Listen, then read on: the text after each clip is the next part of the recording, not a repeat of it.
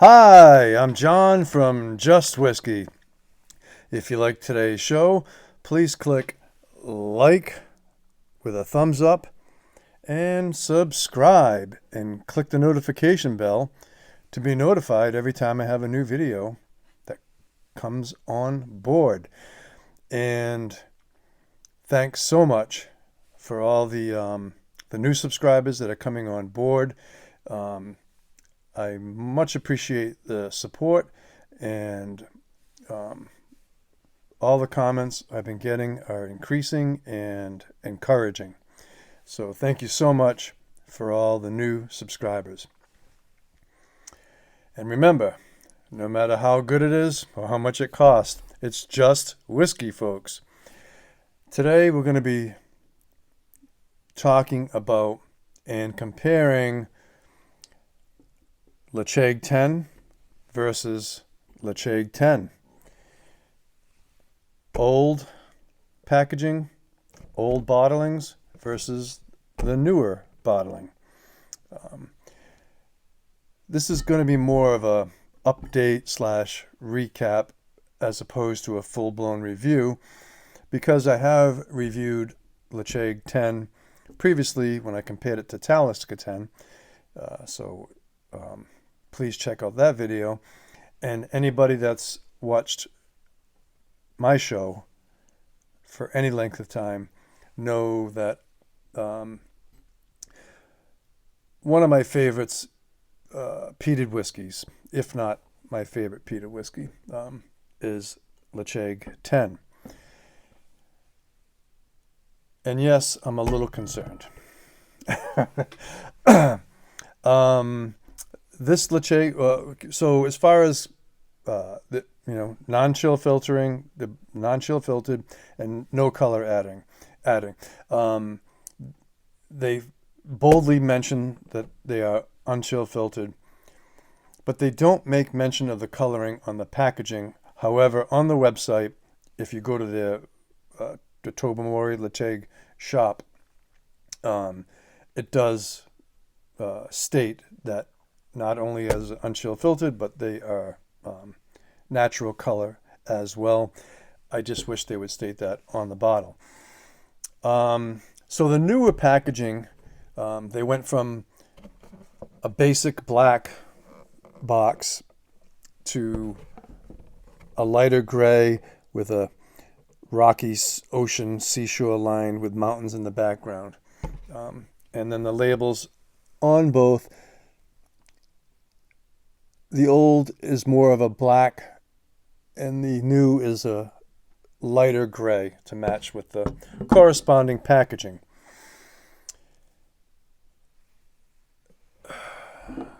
This bottling that I thought, the cops come off on these sometimes. This bottling is from 2019. But they've had this packaging for a while. I just quickly looked today. I have like 3 backup bottles of this, and one of them is from a 2017. So I'm not quite sure how far back they went with the original packaging. But the new packaging started in 2020, and I didn't really start seeing them until 2021, and so this packaging. And it's not really a rebranding, it's repackaging. But the catalyst for this review is, it might be a little hard to tell, but the older bottling is slightly darker, noticeably darker than the newer bottling. And even in the glass, which might show up a little bit better, I don't know if the camera can tell, but the older bottling is darker. And in my review that I did versus Talisker, I rated the old between a 91 and a 93.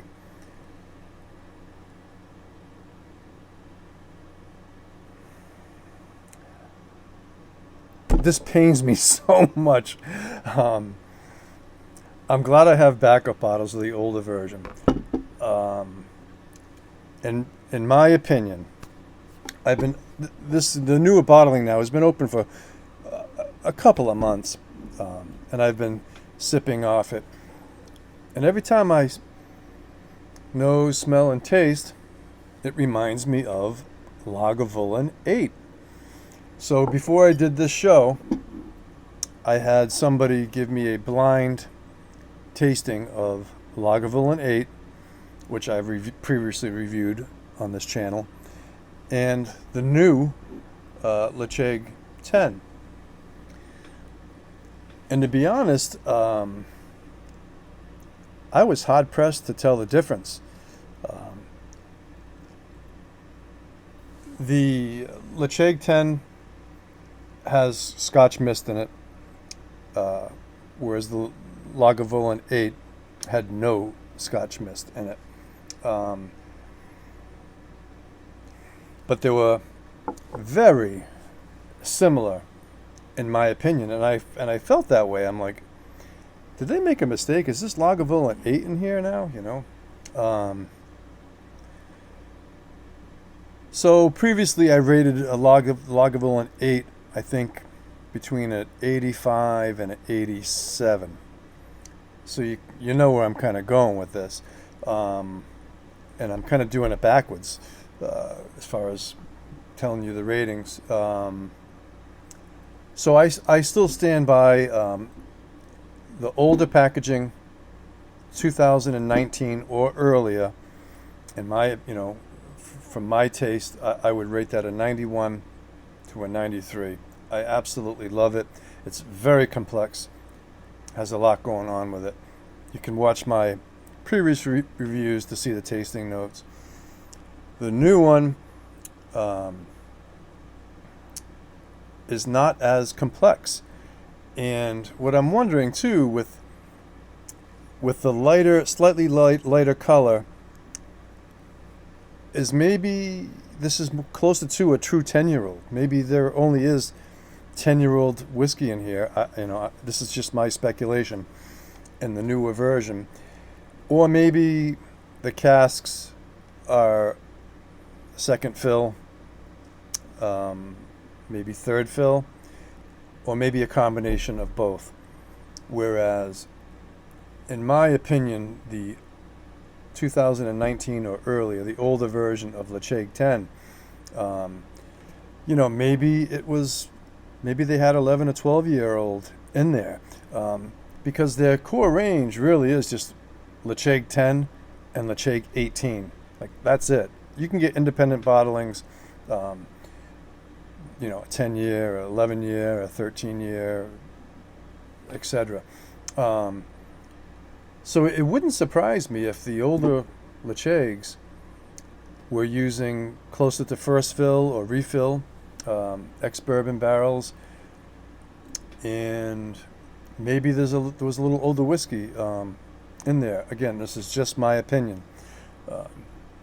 Whereas the newer one is lighter, and maybe it is closer to a 10-year, and maybe the casks have been reused a little bit. I don't know, but I can taste the youthfulness in this, and it's very interesting from my taste and smell how close this is to Lagavulin 8. Now, Lagavulin 8 you can pick up $40 to $45 in my area, although I've seen it online other places. As high as $55 or $60. Whereas the Ledaig 10, I haven't noticed any price increase really. I used to be I would pay $50 to $60 range, but now Ledaig 10 is closer to the $60 range. So the newer ones, let's just say they're $60. All things considered, not a big price difference. But I think you might be able to find the Lagavulin 8 slightly cheaper than the Ledaig 10. So again, if you want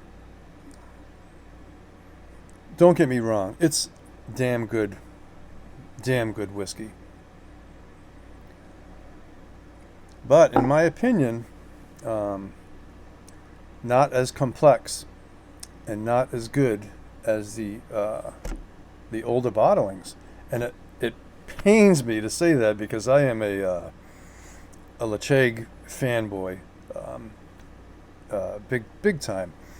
And I have backup bottles of this as well, and I have backup bottles of this. So my advice, really, if you find a particular bottling of something that really, knocks your socks off, I highly recommend and encourage picking up backup bottles of that, because you never know. A lot of distilleries are doing a lot of rebranding, remarketing, and I fully realize, too, that from year to year there's certainly batch variations. So I'm hoping in the future that maybe there'll be maybe next year's bottling will be closer to some of their older stuff. That's what I'm cross my fingers and hope. Yeah, so the older versions, I rated it previously 91 to 93. I rated the Lagavulin 8 between an 85 and an 87. The newer version, I'm going to go more like 86 to 88. Again, it's damn good stuff. It's great presentation. They haven't changed the ABV. It's 46.3% ABV, non-chill filtered, natural coloring, although they don't state the coloring on the label. But on the website, they do make mention of it. So if you can find, in my opinion, the old black boxes somewhere, this will be the one to get. Again, I have backups of both. And I just hope going forward that they continue to do good stuff. But I'd like to see them heading in the direction of the casks and the maturation age that they used in the older bottlings. Okay. I think I've covered everything with that. Again, if you like today's show, please click thumbs up with a like, and please consider subscribing. I really appreciate the support, and consider becoming a Patreon as well with the link in the description below. And remember, no matter how good it is or how much it costs, it's just whiskey, folks. So hats off to you all, and take care.